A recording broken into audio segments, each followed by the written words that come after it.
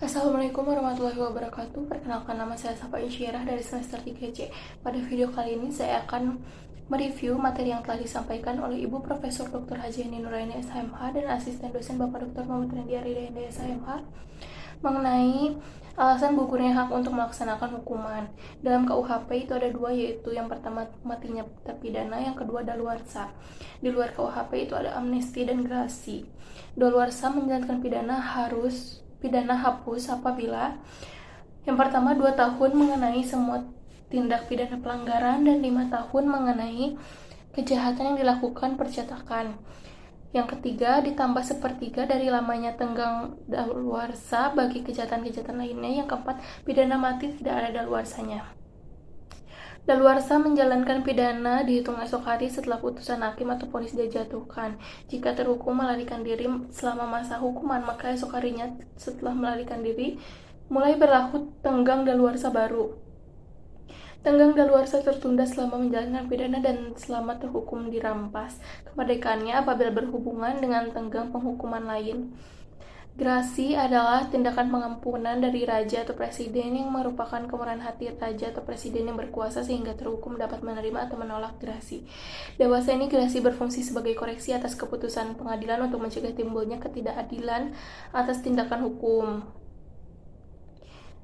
Tujuan grasi adalah sebagai koreksi atas keputusan pengadilan, dan yang kedua dapat dilakukan oleh terhukum atau hakim apabila dapat dalam menjatuhkan putusan terdapat kesalahan atau kehilafan. Akibat hukum dari adanya grasi, yang pertama, presiden menolak permohonan grasi berarti terhukum harus menjalankan hukuman seluruhnya.